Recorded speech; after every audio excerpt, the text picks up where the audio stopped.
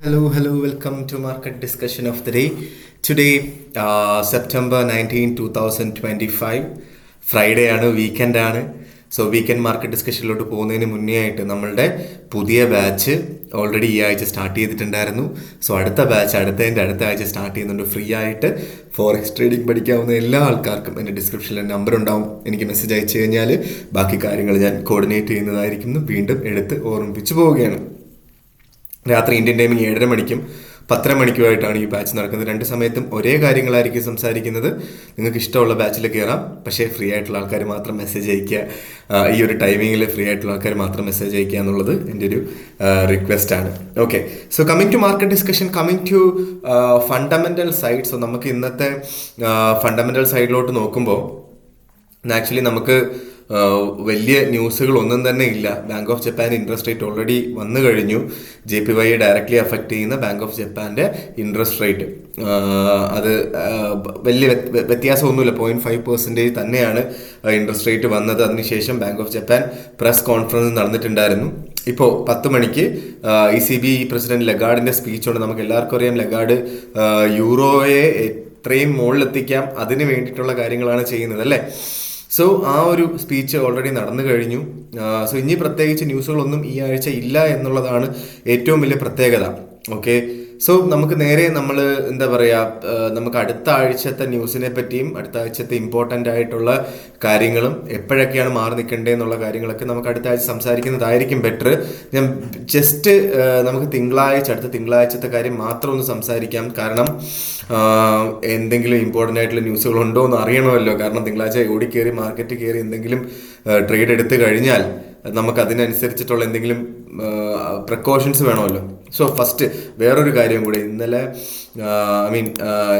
ഇന്നലെ നമുക്ക് bank of ഇംഗ്ലണ്ടിൻ്റെ ഇൻട്രസ്റ്റ് റേറ്റ് ഉണ്ടായിരുന്നു.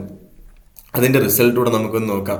സോ ബാങ്ക് ഓഫ് ഇംഗ്ലണ്ടിൻ്റെ ഇൻട്രസ്റ്റ് റേറ്റ് വന്ന് 4.25% 4% ആക്കി. സോ നമ്മൾ ഇന്നലെ തന്നെ പറഞ്ഞിട്ടുണ്ടായിരുന്നു US കുറച്ച് കഴിഞ്ഞാൽ അതേപോലെ ആയിരിക്കും UK കുറയ്ക്കുന്നതെന്ന്. അപ്പോൾ 0.25% UK ഇൻട്രസ്റ്റ് റേറ്റ് കുറച്ചു എന്നുള്ളൊരു കാര്യം കാണാം. നമ്മളത് പറഞ്ഞതുപോലെ തന്നെ നടന്നു എന്നുള്ളതാണ് ഇന്നലെ. ഓക്കെ, സോ ബേസിക്കലി അത് നോർമലി സംഭവിക്കുന്ന ഒരു കാര്യമാണ്. US എന്ത് ചെയ്യുന്നു അത് സെയിം ആയിട്ട് തന്നെ UK ചെയ്തു പോകും എന്നുള്ളൊരു കാര്യമാണ് പറഞ്ഞു പോകാനായിട്ടുള്ളത്. നെക്സ്റ്റ് വീക്ക് നമ്മൾ നോക്കുമ്പോൾ പ്രത്യേകിച്ച് തിങ്കളാഴ്ച ന്യൂസുകളൊന്നും തന്നെ ഇല്ല. ബാങ്ക് ഓഫ് ഇംഗ്ലണ്ട് ഗവർണർ ബെയ്ലിയുടെ സ്പീച്ച് മാത്രമേ വൈകുന്നേരം ഉള്ളൂ എന്നുള്ളതാണ്. ഓക്കെ, സോ പിന്നീട് നമ്മൾ നോക്കിക്കഴിഞ്ഞാൽ ചൊവ്വാഴ്ച എക്സിസ്റ്റിംഗ് ഹോം സെയിൽസ് 3 മണിക്ക് വരുന്നുണ്ട്. വേറെ ന്യൂസുകളൊന്നുമില്ല. ബുധനാഴ്ച നമുക്ക് new home sales, crude oil stock change, 2 ന്യൂസുകൾ മാത്രമേ ഉള്ളൂ. ഓക്കെ, നമുക്ക് വ്യാഴാഴ്ച പ്രത്യേകിച്ച് GDP അനൗൺസ്മെന്റ് ഉണ്ട് US. അത് വളരെ ഇമ്പോർട്ടൻ്റ് ആണ്. വ്യാഴാഴ്ചയാണ് നമുക്ക് വളരെ ഇമ്പോർട്ടൻ്റ് ആയിട്ട് നോക്കി കാണുകയും ചെയ്യേണ്ടത്. Okay, so initial jobless claim എല്ലാ വ്യാഴാഴ്ചയും വരുന്നത് പോലെ വെള്ളിയാഴ്ച നമുക്ക് ടെക്നിക്കൽ ഡേ ആയിട്ട് കൺസിഡർ ചെയ്ത് മുന്നോട്ട് പോകാം. PPIയുടെ ന്യൂസ് മാത്രമേ കോർ PCE ന്യൂസ് മാത്രമേ ഉള്ളൂ എന്നുള്ളതാണ് ഇമ്പോർട്ടൻ്റ് ആയിട്ടുള്ള കാര്യങ്ങൾ. ഓക്കെ, സോ വലിയ രീതിയിൽ GDP അനൗൺസ്മെൻറ്റ് വ്യാഴാഴ്ച വരുന്ന GDP അനൗൺസ്മെൻറ്റ് ഒഴിച്ചാൽ ഒരു രീതിയിലും വലിയ ഒരു ഇമ്പോർട്ടൻ്റോ അല്ലെങ്കിൽ ഭയങ്കരമായ നമ്മുടെ ഒരു ഡയറക്ഷൻ ചേഞ്ച് ചെയ്യുന്ന ന്യൂസുകളൊന്നും തന്നെ ഇല്ല എന്നുള്ളൊരു കാര്യം നമുക്ക് കാണാനായിട്ട് സാധിക്കും. Okay, so coming to technical സൈഡിലോട്ട് പോകുന്നതിന് മുന്നേ ആയിട്ട് നമുക്ക് പൊളിറ്റിക്കൽ സൈഡിൽ നിന്ന് ബേസിക്കലി യൂറോയെ സംബന്ധിച്ചിടത്തോളം ഒരുപാട് അൺസർട്ടനിറ്റി ഉണ്ട്. ഒറ്റയടിക്കൊക്കെ ക്യാൻഡിൽ താഴോട്ട് പോകാനുള്ള പോസിബിലിറ്റി ഉണ്ട്. നമുക്ക് എല്ലാവർക്കും അറിയാം ഫ്രാൻസിലെ ഗവൺമെൻറ് കൊളാപ്സായി. ഫ്രാൻസിൽ പല രീതിയിലും ഉള്ള പ്രശ്നങ്ങൾ നടക്കുന്നുണ്ട്. ഓക്കെ, ഒരുപാട് പ്രശ്നങ്ങൾ ഫ്രാൻസിൽ നടക്കുന്നുണ്ട്. സോ അതെല്ലാം ഒന്ന് കെയർഫുൾ ആയിട്ടിരിക്കുക യൂറോയിൽ ട്രേഡ് ചെയ്യുമ്പോൾ. യൂറോ ഇപ്പോൾ 1.1764 നിൽക്കുന്നു. നമുക്ക് യൂറോയിൽ നിന്ന് തുടങ്ങാം, അല്ലേ? സോ യൂറോ നമുക്ക് 1.1764 നിൽക്കുന്നു. നമ്മൾ ഇന്നലെ പറഞ്ഞിട്ടുണ്ടായിരുന്നു നമുക്ക് യൂറോ 1.1800 അടുത്ത് വെച്ച് സെല്ല് ചെയ്യാം എന്നുള്ളൊരു കാര്യം പറഞ്ഞിട്ടുണ്ടായിരുന്നു. 1.1792 ഞാൻ സെല്ല് ചെയ്തിട്ടുണ്ടായിരുന്നു. ഇപ്പോൾ ഓൾറെഡി പ്രോഫിറ്റിലാണ്. ഓക്കെ, ഞാനത് കുറച്ചും കൂടെ വെയിറ്റ് ചെയ്തിട്ട് ഇത് ചെയ്യാം എന്നുള്ളതാണ് ഞാൻ വിചാരിക്കുന്നത്. കാരണം യൂറോ നല്ല രീതിയിൽ താഴോട്ട് പോകാൻ പൊളിറ്റിക്കൽ കണ്ടീഷൻസ് വെച്ചിട്ട്, ടെക്നിക്കൽസ് ഒന്നുമില്ല, പൊളിറ്റിക്കൽ കണ്ടീഷൻസ് വെച്ചിട്ട് അത് താഴോട്ട് പോകാനുള്ള എല്ലാ പോസിബിലിറ്റി ഉണ്ടായത് കൊണ്ടിട്ട് നമുക്ക് അവിടുന്ന് സെല്ല് ചെയ്ത് പോകാം എന്നുള്ളതാണ് ഏറ്റവും ഉചിതമായ വ്യക്തമായിട്ടുള്ളൊരു കാര്യം എന്ന് പറഞ്ഞു കഴിഞ്ഞാൽ അവിടെ നിന്ന് താഴെ വന്ന് കിട്ടിയാൽ 1.1500 ഒക്കെ കിട്ടിയാൽ അവിടെ നമുക്ക് ബൈയും ചെയ്ത് മുന്നോട്ട് പോകാം യൂറോയുടെ കാര്യത്തിനകത്ത്. ഓക്കെ, സോ ഇതാണ് യൂറോയിലുള്ള ഒരു ഓപ്പർച്യൂണിറ്റി എന്ന് പറഞ്ഞു കഴിഞ്ഞാൽ.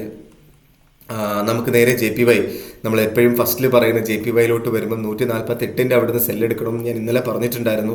സോ 148 അവിടെ സെല്ലെടുത്തിട്ടുള്ള ആൾക്കാർക്കൊക്കെ ഓൾമോസ്റ്റ് 80 പിപ്പിൻ്റെ പ്രോഫിറ്റ് കിട്ടിയിട്ടുണ്ട്. ഓക്കെ, 80 പിപ്പിൻ്റെ പ്രോഫിറ്റ് എന്ന് പറഞ്ഞു കഴിഞ്ഞാൽ ഒരു ലോട്ടിൽ കച്ചവടം ചെയ്യുന്ന ആൾക്ക് ഏകദേശം ഒരു $500 to $600 പ്രോഫിറ്റാണ് വന്നിട്ടുള്ളത്. $600 അടുപ്പിച്ച് പ്രോഫിറ്റ് വന്നിട്ടുണ്ട് എന്നുള്ളതാണ് അതിൻ്റെ ഏറ്റവും ഇമ്പോർട്ടൻ്റ് ആയിട്ടുള്ള കാര്യം JPYയിൽ. ഓക്കെ, സോ അത് അതേപോലെ തന്നെ ഇന്നലെ നമ്മൾ പറഞ്ഞതുപോലെ തന്നെ JPY നടന്നിട്ടുണ്ട് എന്നുള്ളൊരു കാര്യം മനസ്സിലാക്കുക. വീണ്ടും നമുക്ക് 1.148 അവിടെ കിട്ടിക്കഴിഞ്ഞാൽ വീണ്ടും നമുക്ക് സെല്ല് ചെയ്യാം. 148 താഴോട്ട് പോയാൽ 147 അവിടെ നിന്ന് വേണമെങ്കിലും ബൈ ചെയ്ത് മുന്നോട്ട് പോവുകയും ചെയ്യാം. ഓക്കെ, കാരണം ഇതൊരു റേഞ്ചിൻ്റെ അകത്ത് നിൽക്കുന്ന മാർക്കറ്റ് ആയതുകൊണ്ട് നമുക്ക് ഈസി ആയിട്ട് ട്രേഡ് ചെയ്യാം. റേഞ്ചിൻ്റെ ഇടയ്ക്ക് കയറി ട്രേഡ് എടുക്കാതിരിക്കുക എന്നുള്ളൊരു കാര്യം മാത്രം ശ്രദ്ധിക്കുക. ഇത് മാത്രമാണ് നമ്മൾ ഈ ഒരു കാലഘട്ടത്തിൽ ശ്രദ്ധിച്ചു പോകേണ്ട കാര്യം. ഓക്കെ, സോ നമുക്ക് JPY 148 സെല്ല്, 147 അവിടെ നിന്നുള്ളൊരു ബൈ. ഇതാണ് എനിക്ക് JPYയിൽ പറയാനായിട്ടുള്ളത്. സ്റ്റോപ്പ് ലോസ് ഇടണം കേട്ടോ. നേരെ നമ്മൾ GBPയിൽ വരുമ്പോൾ GBP 1.3508 നിൽക്കുന്നു. നമുക്കറിയാം 1.3500 ഒരു സപ്പോർട്ടാണെന്നുള്ളൊരു കാര്യം അറിയാം. വേണം എന്നുള്ള ആൾക്കാർക്ക് കേട്ടോ, ഇപ്പോൾ ഈ ഒരു പോയിന്റ് ഓഫ് ടൈമിൽ ഈ വീഡിയോ കണ്ടുകൊണ്ടിരിക്കുന്ന സമയത്ത് വേണമെങ്കിൽ GBPയിൽ ഒരു ബൈ എടുക്കാം. ബെറ്റർ ബൈ പോയിന്റ് 1.3300 ആണ്, പക്ഷെ അവിടെ വരെ പോകുമെന്ന് എനിക്ക് അറിയില്ല.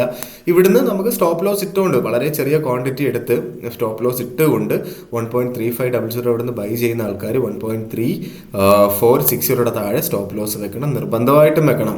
ഓക്കെ, അങ്ങനെ ഉറപ്പുണ്ട് ഉള്ള ആൾക്കാർക്ക് മാത്രം അവിടുന്ന് ബൈ ചെയ്ത് മുന്നോട്ട് പോവുകയും ചെയ്യാം.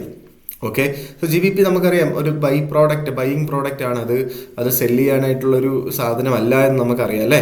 സോ അതുകൊണ്ടിട്ട് തന്നെ GBP നമ്മൾ നോക്കി 1.3500 അവിടെ നിൽക്കും എന്ന് വിശ്വസിച്ച് ഇവിടുന്ന് ബൈ ചെയ്യാം. നോർമലി ഞാനത് ബൈ ചെയ്യാനായിട്ട് ഉറപ്പായിട്ടും ബൈ ചെയ്യാൻ പറയുന്നൊരു പോയിന്റാണ് കേട്ടോ. എൻ്റെ ലാപ്ടോപ്പിലെ ചാർജ് കുറച്ച് കുറഞ്ഞു, അതുകൊണ്ടിട്ടാണ് കേട്ടോ ഈ ഒരു സ്ക്രീൻ മാറിയത്. സോ ബേസിക്കലി നമുക്ക് അറിയാം അത് അവിടെ വെച്ച് നമ്മൾ ബൈ ചെയ്യാൻ പറയുന്ന പ്രോഡക്റ്റ് ആണ് എന്ന്. പക്ഷേ ഇന്നലെ ഇൻട്രസ്റ്റ് റേറ്റ് ആയതുകൊണ്ടിട്ട് ഉള്ളൊരു കൺഫ്യൂഷൻ മാത്രമാണ് എനിക്കിപ്പോൾ ഉള്ളത്. ഓക്കെ, കുറച്ചുകൂടെ താഴോട്ട് പോകുമോ, ഇൻട്രസ്റ്റ് റേറ്റ് കുറഞ്ഞത് കൊണ്ടിട്ട് തന്നെ കുറച്ചുകൂടെ താഴോട്ട് പോകുമോ എന്നുള്ളൊരു ഡൗട്ട് എനിക്കുണ്ട്. ഓക്കെ, നേരെ നമ്മൾ ഗോൾഡിലോട്ട് വരുമ്പോൾ ഗോൾഡ് 3657 നിൽക്കുന്നു. ഗോൾഡ് എന്താണ് നമുക്ക് ചെയ്യാൻ പറ്റുന്നതെന്ന് വെച്ച് കഴിഞ്ഞാൽ നമുക്ക് 3330 അടുത്ത് ബൈ കിട്ടിയാൽ ഡയറക്റ്റ്ലി ധൈര്യമായിട്ട് ബൈ ചെയ്തോ. ഓക്കെ, ധൈര്യമായിട്ട് ബൈ ചെയ്ത് മുന്നോട്ട് പോകാം. നമുക്ക് ഗോൾഡിൻ്റെ കാര്യം പറയുകയാണെങ്കിലും. ഓക്കെ, 3330 അവിടെ നിന്നുള്ളൊരു ബൈ, അതാണ് ഏറ്റവും ബെറ്റർ ആയിട്ടുള്ളൊരു ഓപ്പർച്യൂണിറ്റി ഗോൾഡിനെ സംബന്ധിച്ചിടത്തോളം. അല്ലാതെ വേറെ ഒരു രീതിയിലുള്ളൊരു ഓപ്പർച്യൂണിറ്റിയും എനിക്ക് ഇന്നത്തെ ദിവസം പറയാനായിട്ടില്ല ഗോൾഡിൽ.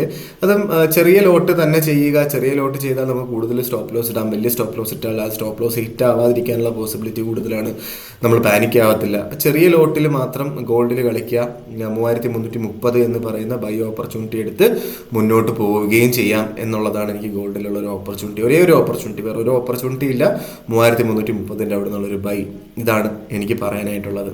ഓക്കെ, സോ ഇതൊക്കെയാണ് എനിക്ക് ഇന്നത്തെ ദിവസത്തെ മാർക്കറ്റ് ഡിസ്കഷനിൽ പറഞ്ഞു പോകാനായിട്ടുള്ള കാര്യങ്ങൾ. നമുക്ക് എന്താ പറയുക, വീഡിയോ ഇഷ്ടമാവുകയാണെങ്കിൽ ഉറപ്പായിട്ടും ബാക്കിയുള്ള ആൾക്കാരിലോട്ട് എത്തിക്കാൻ ശ്രമിക്കുക. ക്ലാസ്സിന് ജോയിൻ ചെയ്യണം എന്നുള്ള ആൾക്കാർക്ക് എൻ്റെ കോൺടാക്ട് നമ്പർ കൊടുക്കുക. എൻ്റെ ഡിസ്ക്രിപ്ഷനിൽ നമ്പർ ഉണ്ടാവും. ഓക്കെ, എന്തായാലും നമുക്ക് മാർക്കറ്റ് ഡിസ്കഷനായിട്ട് നമുക്ക് 2 ദിവസം കഴിഞ്ഞ് തിങ്കളാഴ്ച കാണാമെന്ന് പറഞ്ഞുകൊണ്ട് ഇന്നത്തെ ദിവസത്തെ മാർക്കറ്റ് ഡിസ്കഷൻ ഞാൻ കൺക്ലൂഡ് ചെയ്യാണ്. മാർക്കറ്റ് ഡിസ്കഷനായിട്ട് നമ്മൾ തിങ്കളാഴ്ച കാണുന്നത് വരെ ഗുഡ് ബൈ.